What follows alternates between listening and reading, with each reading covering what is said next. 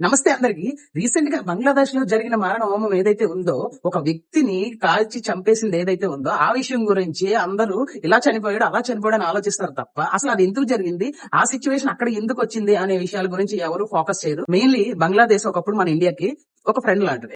అసలు అక్కడ గొడవ జరగడానికి కారణం ఏంటి? అక్కడ గొడవ జరగడానికి కారణం ఏంటంటే ఆ దేశంలో ఏర్పడిన ఆర్థిక సిచ్యువేషన్స్ అండి. ఆర్థికంగా వాళ్ళైతే చాలా అంటే చాలా లోతులో ఉన్నారు. అంటే సగటు వ్యక్తికి అక్కడ బతకడానికి చాలా అంటే చాలా ఇబ్బందికరంగా ఉంటుంది. ప్రతి దేశాన్ని ఆర్థికంగా లేపేది టెక్స్టైల్ అండ్ గార్మెంట్ బిజినెస్, అలాగే కొన్ని పెట్రోల్ బిజినెస్ ఇలాంటివి ఉంటాయి. బంగ్లాదేశ్ లో ఉన్న కరెన్సీ కాటా విలువ కూడా పడిపోయింది. కానీ ప్రభుత్వం పట్టించుకోవట్లేదు. అలాంటి సమయంలోనే గవర్నమెంట్ లో ఉన్న పిఎం షేక్ హసీనా గారిని తరిమేశారు. అలా తరిమేసిన తర్వాత ఆవిడ్ని మన ఇండియా, మనం ఎవరైతే ఉన్నామో మన మోడీ గారు ఆవిడ్ని ఆదరించి మన ఇండియాలో ఉండడానికి అనుమతిచ్చారు. మన ఇండియాలోనే ఉంటున్నారు. ఆవిడని ఆదరించింది ఎవరు? మన మోడీ గారు. మన మోడీ గారు అంటే ఇండియాలో ఉండేది ఎవరు? మెజారిటీగా హిందువులు ఎక్కువగా ఉంటున్నారు. కాబట్టి అక్కడ బంగ్లాదేశ్ లో ఉన్న వాళ్ళు మాత్రం మైనారిటీగా ఉన్నది హిందువులు మాత్రమే. ఇక్కడ మైనారిటీ అయిన హిందువుల్ని అప్పటి నుంచి టార్గెట్ చేసి చంపడం అనేది చేస్తున్నారు బంగ్లాదేశీయులు. సో ఇక్కడ ఇది తగ్గడానికి ఏం చేయాలంటే, మతం పేరుతో ఎవరైతే దాడులు చేస్తున్నారో వాళ్ళని కఠినంగా శిక్షించాలని ఒక చట్టాలు వస్తేనే అవి అక్కడ ఆగుతాయండి. అప్పుడే అక్కడ పరిస్థితులు మారతాయి. అండ్ ఆల్సో నెక్స్ట్ ఇక్కడ మాట్లాడుకోవాల్సిన విషయం ఏంటంటే, కుక్కను చూసి నక్క వాత పెట్టుకున్నట్టు బంగ్లాదేశ్ పాకిస్తాన్ చూసి ఇది వాత పెట్టుకుంటుంది. మన హిందూ మీద, మన ఇండియా మీద దాడులు చేస్తుంది పాకిస్తాన్ చూసి. పాకిస్తాన్ దేని చూసి వాత పెట్టుకుంది అంటే,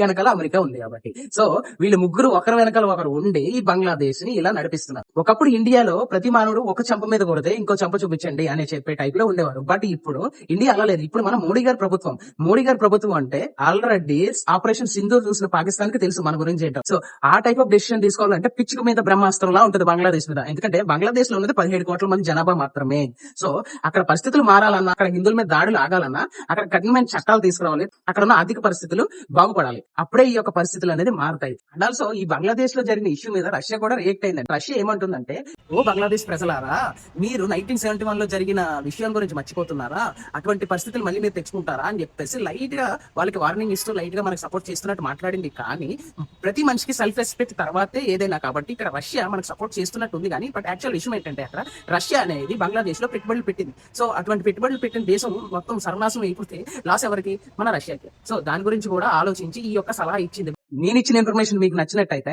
జస్ట్ ఫాలో చేసి కామెంట్ చేసుకోండి. నెక్స్ట్ వీడియో కోసం వెయిట్ చేస్తూ ఉండండి. Thank you. బై.